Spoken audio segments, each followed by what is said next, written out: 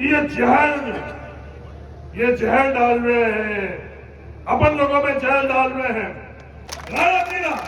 ये धरके की ताकत किसके पास है? ये धरके की ताकत आप लोगों के पास है, हम लोगों के पास नहीं है।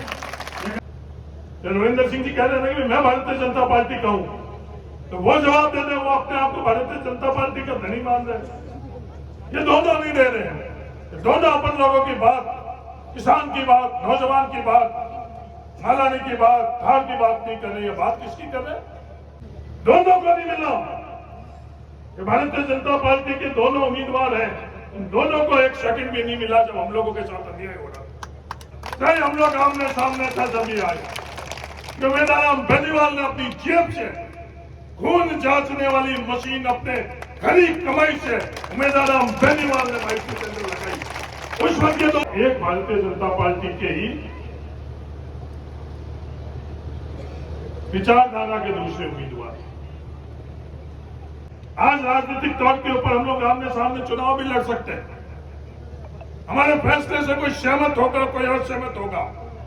ये जो फैसला किया उम्मीदवार बनाने का, ये बाड़मेर के किसानों को ताकत कैसे मिल सके, बाड़मेर के किसान एकजुट कैसे हो सके, बाड़मेर के किसानों की आवाज बुलंद कैसे हो सके, बाड़मेर का भविष्य कैसे उज्जवल हो सके, इसको ध्यान में देते हुए हम लोगों ने लिया।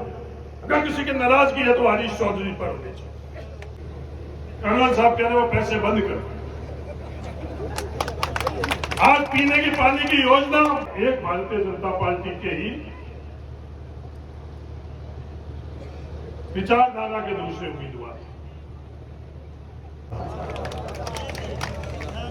बाड़मेर लोकसभा क्षेत्र से कांग्रेस के उम्मीदवार भाई मेदाराम जी बेनीवाल, सम्मानित मंच, प्रांगण में विराजे हुए किसान भाइयों, बुजुर्गों, नौजवान साथियों, माताओं में 26 तारीख को देश की लोकसभा के लिए चुनाव है। कांग्रेस पार्टी ने आप सब लोगों की भावनाओं के अनुरूप मेदाराम जी बेनीवाल को उम्मीदवार बनाया। मेदाराम जी बेनीवाल जीवन के अंदर संघर्ष कर आज लोकसभा में अपनी आवाज बनने के लिए उम्मीदवार के तौर के ऊपर आप सब लोगों के बीच में हम लोगों की तकलीफ क्या है, हम लोगों की परिस्थिति क्या है और हम लोगों की उम्मीदें क्या है, ये मेदाराम जी बेनीवाल लोकसभा के अंदर मजबूती से अपनी खुद की आवाज, अपनी बात रखेंगे। आपको विश्वास। ये चुनाव है, इस चुनाव के अंदर भारतीय जनता पार्टी के उम्मीदवार हैं और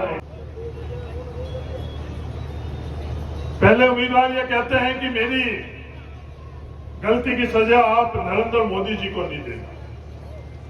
तो नरेंद्र मोदी जी की गलती की सजा किसको दें? ये बात उन्होंने नहीं बताई। जो नरेंद्र मोदी जी ने इस देश के किसानों के लिए, देश के नौजवानों के लिए, इस देश के लिए जो गलत किया, जो गलतियां की, उसकी सजा किसको मिलनी चाहिए, वो बात उन्होंने नहीं बताई। बाड़मेर के अंदर जो हम लोगों की विकास की योजना थी, चाहे पिछड़ा जिला योजना, उसको किसने बंद की? क्या वो गलती हमारे लोकसभा के सदस्य की थी या नरेंद्र मोदी जी की? आज हम बॉर्डर के ऊपर हैं। बॉर्डर के अंदर बीएडीपी स्कीम को जो कमजोर किया है वो किसने किया? हमारे संसद ने किया है, नरेंद्र मोदी जी ने किया। आज जो कर्नल साहब कह रहे वो पैसे बंद कर। आज पीने की पानी की योजना में 10% पैसा हमारे खुद की जेब से देने का जो फैसला नरेंद्र मोदी जी ने किया, आजाद भारत के अंदर पहली दफे हम लोगों के, और दुनिया में सबसे ज्यादा पैसा किसका लगा, देश में सबसे ज्यादा पैसा किसका लगा? जो अपन लोग गाड़ियों में रह रहे हैं, क्योंकि सबसे ज्यादा लागत पीने के पानी की परियोजना की अपनी लगती है और 10% पैसा अपन लोगों की जेब में डाका डालकर और सरकार, भारत सरकार को देने का फैसला किसने किया? वो नरेंद्र मोदी जी ने किया। वो अलग बात है, राजस्थान सरकार ने फैसला किया कि वो पैसा राजस्थान सरकार देगी, पर नरेंद्र मोदी जी कैलाशी इसका दंड किसको दे? तो 90% पैसा रेगिस्तानी और पहाड़ी इलाके के अंदर भारत सरकार पैसा देती थी और 10% पैसा राज्य सरकार देती थी। आज भी पहाड़ी इलाके के अंदर वो 90% पैसा भारत सरकार दे रही है। रेगिस्तानी इलाके के लिए वो पैसा राजस्थान सरकार को देने का फैसला किया गया। हम रेगिस्तान में रहने वाले, धोरे में रहने वाले लोगों के साथ ये अन्याय हुआ, उसका दंड किसको? लंबी चौड़ी बातें करते हैं, किसान की आमदनी दुगनी, लंबी चौड़ी बातें करते हैं कि देश बहुत आगे बढ़ रहा है, किसान आगे बढ़ रहा है, नौजवान आगे बढ़ रहा है। ये बातें की जाती कि 2000 रुपए आपकी जेब में आ रहे या नहीं आ रहे? ये कौन से मंत्रालय से आ रहे हैं? ये कृषि मंत्रालय से आ रहे हैं। ये कृषि मंत्रालय में मंत्री कौन है? कृषि मंत्रालय के मंत्री वो खुद कहते हैं मैं।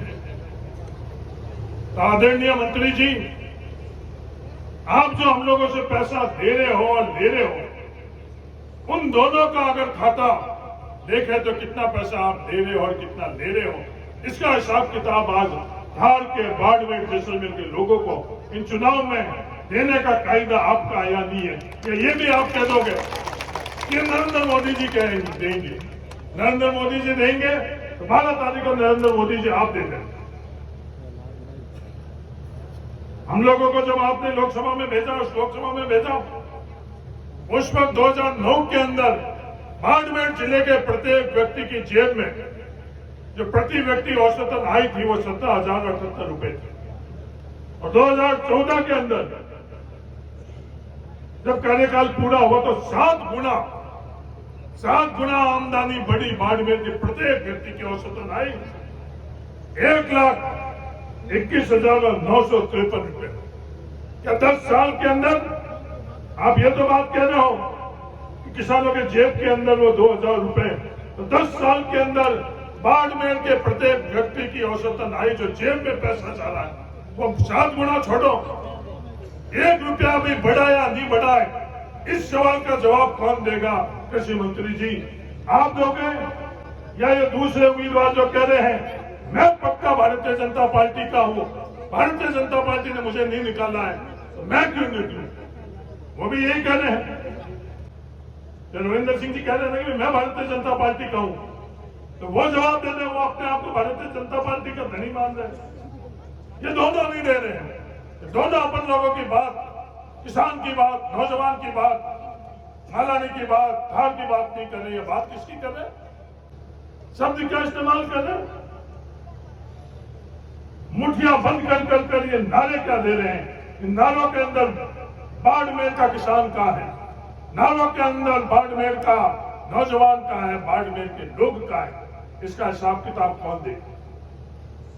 इसका हिसाब किताब ये लोग नहीं देंगे।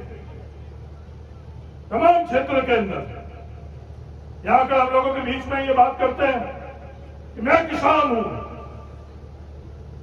लीडरशिप के अंदर चौधरियों के पास आकर हाथ जोड़े कि मैं चौधरी हूं, मैं जाट हूं, मेरे पर ठंडी नजर हो। ये बात करी या नहीं करी? उस दिन जब दिल्ली के अंदर जो हमारा खून फुटपाथ के ऊपर बैठा था, खिलाड़ियों के तौर पर हमारी बेटियां संघर्ष कर रही थी, उस दिन उन किसानों के साथ, उस किसान के साथ अन्याय हो रहा था। 1 सेकंड भी आप लोगों को मिला? दोनों को नहीं मिला। भारतीय जनता पार्टी के दोनों उम्मीदवार हैं, उन दोनों को 1 सेकंड भी नहीं मिला जब हम लोगों के साथ अन्याय हो रहा था। कृषि बिल के माध्यम से हम लोगों के साथ अन्याय हुआ। आज हम लोगों के बीच में ये बात कहने की कृषि मंत्री मैं था। उस दिन कृषि बिल के माध्यम से हमारे साथ अन्याय था। एक शब्द भी किसानों के लिए बोला आपने? एक शब्द भी नहीं बोला। डरे हुए थे, मौन थे। नरेंद्र मोदी जी खा जाएगा। नरेंद्र मोदी जी के पास खाने की ताकत नहीं है। खाने की ताकत किसी के पास है तो इन मतदाताओं के पास, इन लोगों के पास। एक शब्द भी उन लोगों ने नहीं बोला। बात करते हैं कोरोना के वक्त की। कोरोना के वक्त के अंदर एक दिन भी आप लोगों के बीच में आए, ये उम्मीदवार बेनीवाल कोरोना के वक्त के अंदर चाहे हम लोग आमने सामने था तभी आए। ये उम्मीदवार बेनीवाल ने अपनी जेब से खून जांचने वाली मशीन अपने खरी कमाई से उम्मीदवार बेनीवाल ने महसूस के अंदर लगाई। उस वक्त ये दोनों लोग कहाँ थे? बाड़मेर जिले के 36 कौम के लोगों के लिए इनके पास समय था। दोनों लोगों के बीच में नहीं आई, दोनों ने लोगों के बीच में काम नहीं किया। जब टिड्डी आई, इन दोनों में से आपने किसी को देखा? मैं बाड़मेर जैसलमेर के किसानों को बोलना चाहता हूं, और मैंने मेरे खिलाफ लड़ते हुए उम्मीदवार बेनीवाल को किसानों के बीच में देखा।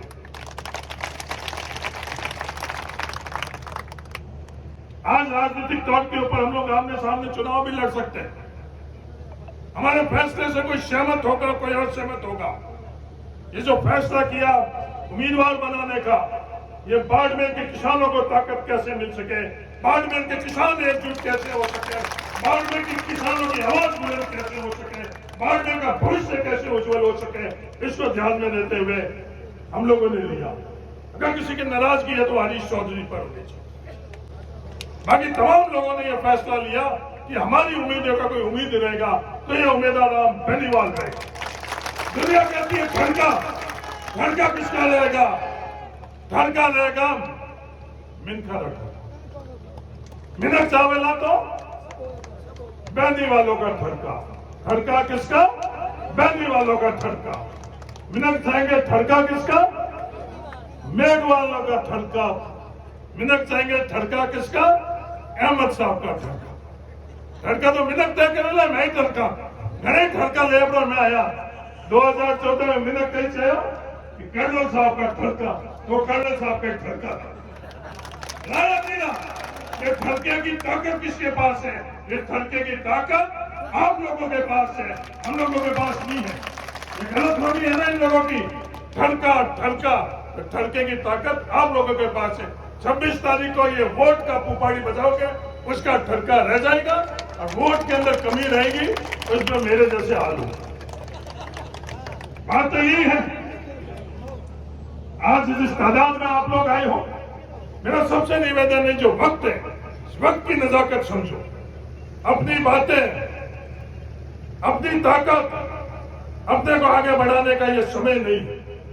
ये समय है उम्मीदवार बेनीवाल पर शुरू होकर 26 तारीख तक उम्मीदवार बेनीवाल के अलावा कोई और। अर्जुन की नजर सिर्फ आंख पर, दिया नहीं थी मछली की आंख पर। हम सब लोगों को इकलौती हमारी नजर रहनी चाहिए उम्मीदवार बेनीवाल। बाकी यही कबड्डी और यही मैदान और यही खिलाड़ी। 27 तारीख के बाद अपन अपनी कबड्डी खेलते रहेंगे।